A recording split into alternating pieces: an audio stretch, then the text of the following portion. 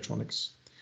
Now, the first class of problems relates to telecommunication problems, because you might know that if you send a signal through an optical fiber, the signal that you get out of the end of the optical fiber looks completely different from the signal that you send in at the beginning.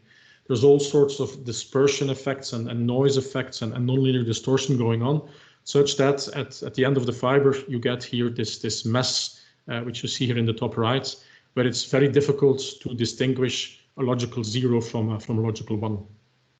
Now, there's all sorts of signal processing that people do to get cleaner signals. Now, our goal here is to do that signal processing completely in the optical domain at high speeds and at low power consumption.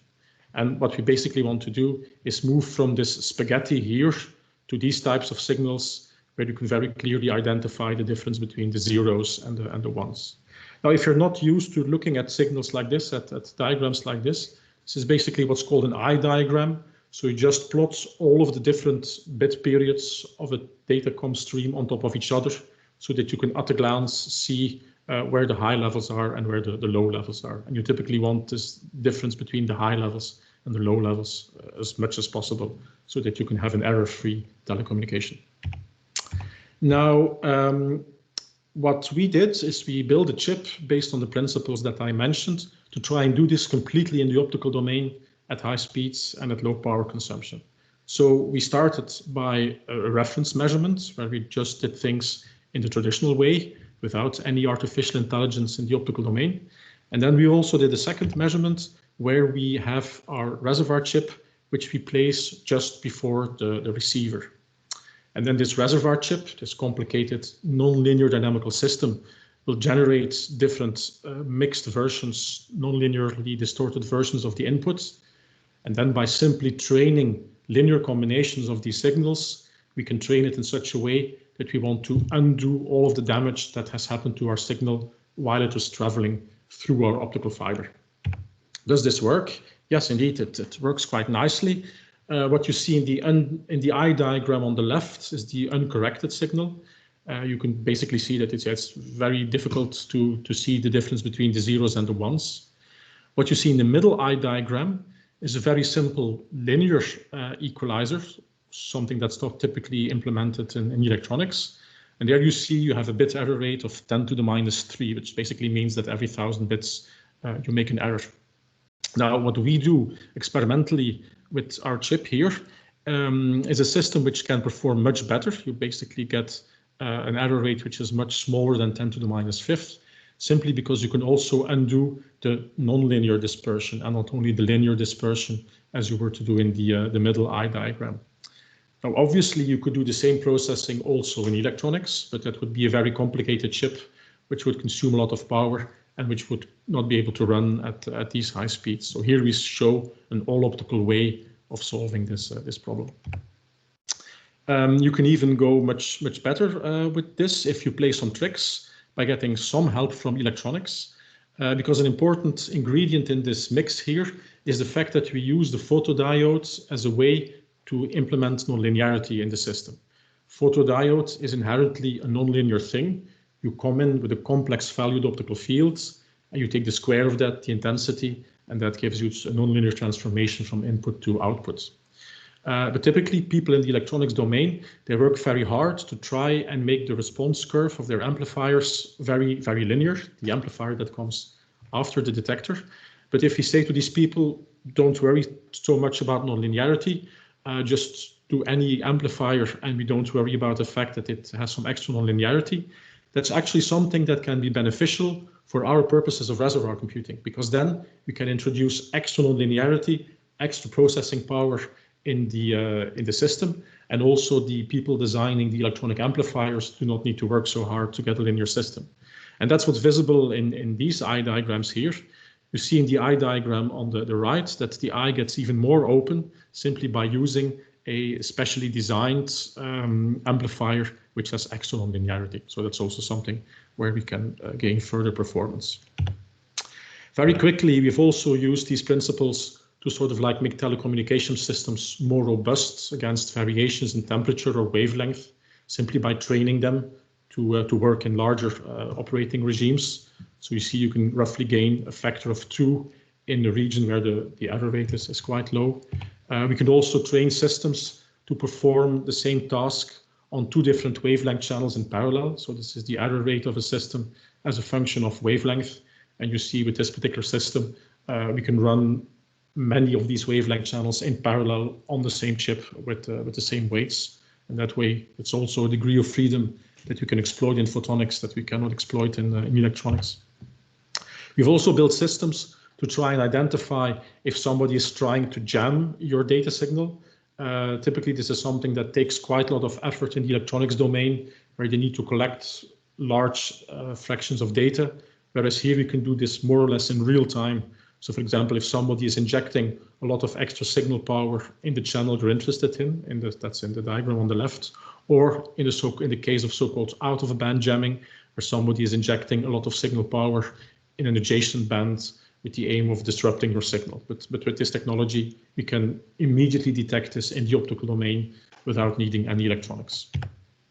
We also build systems to identify the type of modulation format you use. So also complicated modulation formats like QPSK or BPSK.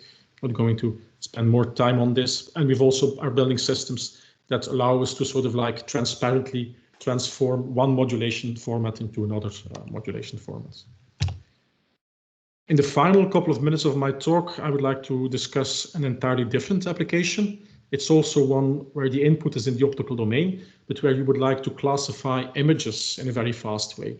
And typically images coming, in this case, from biological cell sorting. So there's this thing called flow cytometry, where you just send a lot of cells, one after the other, through a very narrow tube. And then you want to figure out, for example, is this cell a cancer cell or not a cancer cell? Typically, this is done by having some sort of fluorescent label that you attach to your cell. But the problem there is that these labels can interact with the functionality of your cell. They can kill your cell, and sometimes you want your cell to be as unperturbed for further analysis. So therefore, other techniques are also interesting. And we collaborated with IMEC, where they built this type of flow cytometer on a chip, where they actually want to build 1,000 of these channels in parallel on a silicon chip. With a technology that does not involve these fluorescent labels, but something called holography. So what you do in holography is you just have these cells, you illuminate them with laser lights, and then you record here on a camera the interference between the laser light and the laser light scattered off the cell and the unperturbed laser lights. But then if you want to run this system in real time, you need to figure out very quickly for 1,000 channels in parallel, is this a cancer cell or not? And the amount of time you have is basically the time of flight, the flow time of a cell before it reaches a decision point here, where then a puff of steam will either send the cell into a reservoir to collect cancer cells or a different reservoir to correct healthy cells. So if you want to do this for 1,000 channels in parallel, you typically need a supercomputer to do this in real time. So the idea here was to come up with an optical sort of like preprocessor to do this functionality in a much quicker way. And it's basically some sort of spatial analog of reservoir computing, where we come in with our laser light, it interacts with the cell, but then we send it through this scattering layer, where different copies of it will non-linearly interact with itself in a very similar way as what we showed with the silicon photonics chip here, such that we can do a lot of pre-processing in the optical domain without having to do it in the electronic domain. And by introducing these extra scattering layers, you can indeed see that the information content becomes a lot richer, and that therefore we can use a very simple linear classifier again to do this analysis in a way which is much more faster and much more power efficient. And then we performed some experiments. Here there are some images of different particles flowing by. And the important part of this analysis is that we could show that we get very similar performance to different studies in literature compared to the state of the art. But the very important part here is in the last but one column, where we look at the execution time. So here our execution time is basically fractions of milliseconds, whereas if you look at the other technologies, they typically use milliseconds, very much more time intensive calculations that they do. Moreover, the other people use GPUs as accelerators, whereas in our case, the only processing we needed to do was taking linear combinations, And we did it on a very simple old-fashioned laptop without GPU acceleration. So just showing that you can offload a lot of the computations to the optical domain to get very fast processing of data. So this is a bit of a whirlwind tour of some of the work that we've been doing in the photonics group of Ghent University related to this paradigm called reservoir computing, which is a subfamily of neural networks. So let me now see if I can get back to the chat somehow and see if there's any questions. So far, I don't see. Thanks a lot, Peter. Okay, thank you. But if someone has, you can either raise your question and just ask your question right away. Yeah, I guess people are sort of like saturated after a very long program. That's only normal. But obviously they can get in touch with me later on if they have any remaining questions. In the meantime, while people are thinking about the questions, I can say a few words. Special thanks to you, Peter, for starting from helping in organizing the event, from putting the agenda together, contacting the speakers and chairing the session, and also the speaker yourself. So many thanks. Along with all the speakers, I don't know how many we have still with us for this very interesting and exciting talks. And for people who stayed with us, even if it is late at Friday, thank you, and I wish all a nice weekend. The recording will be available soon at NB-Photonics website. If you have any questions, you can ask now, either in the chat box if you feel shy, or just ask right. Or as Peter said, you can always contact the speakers later via email or with your questions or queries.